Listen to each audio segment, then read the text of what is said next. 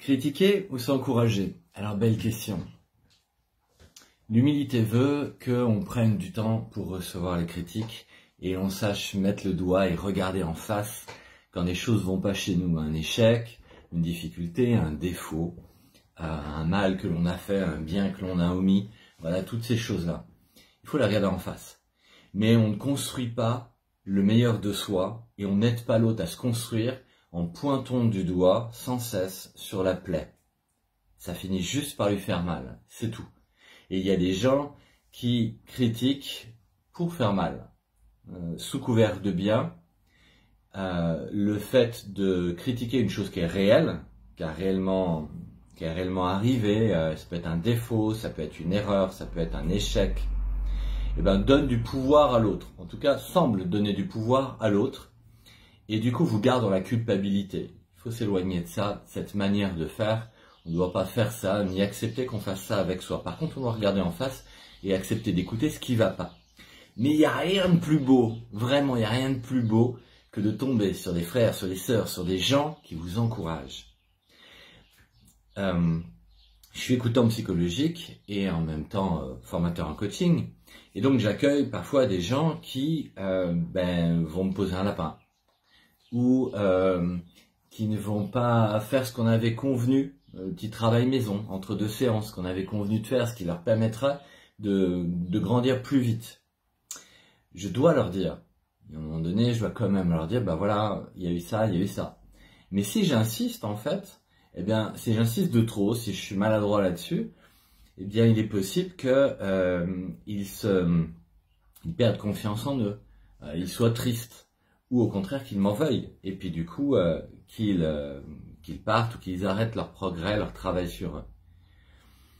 Il faut voir les choses en face, dire les choses, éviter les non-dits qui font beaucoup de mal, mais il faut les faire vraiment avec gentillesse, simplicité, le plus de compassion possible, et ensuite faire grandir l'autre, insister sur ce qui va chez lui ou chez elle. Très peu de fois, on a la chance d'avoir des gens autour de nous, un père, une mère, des frères, des sœurs, des amis, qui nous rappellent ce qui est beau, ce qui est bien chez nous, dans notre vie ou en nous. Et qu'est-ce que ça fait du bien et qu'est-ce que ça fait grandir. Dan Millman, un auteur, disait « Le secret du changement consiste à concentrer son énergie pour créer du nouveau et non pas pour combattre l'ancien. » Et c'est très vrai, c'est très juste en fait. Plus on te dit qu'il y a des choses qui vont bien chez toi, plus tu minimises bien sûr ce qui va pas chez toi. Et ça t'aide.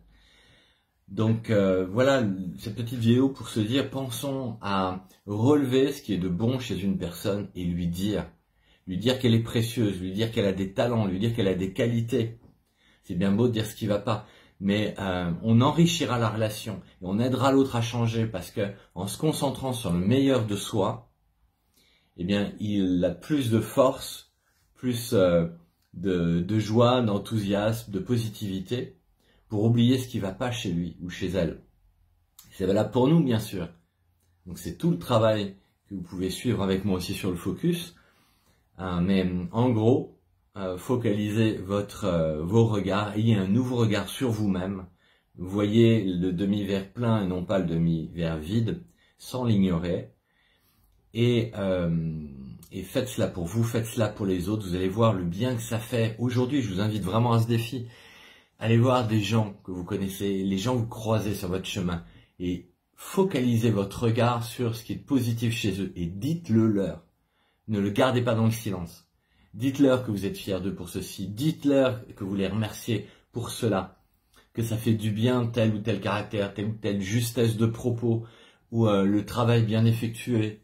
Ou voilà, ou ce que vous partagez avec eux, dites-leur. Trop longtemps, on reste en oubliant le bien qui nous a été fait et on se concentre sur le mal que soi-disant les gens font ou les erreurs qu'ils font. Voilà. Bon, c'est un petit partage, moi ça me fait du bien, en tout cas je remercie toutes ces personnes qui ont eu cette charité envers moi et je sais que ça fait du bien aux autres, on me le dit, donc je pense que c'est une bonne habitude à prendre. Ciao.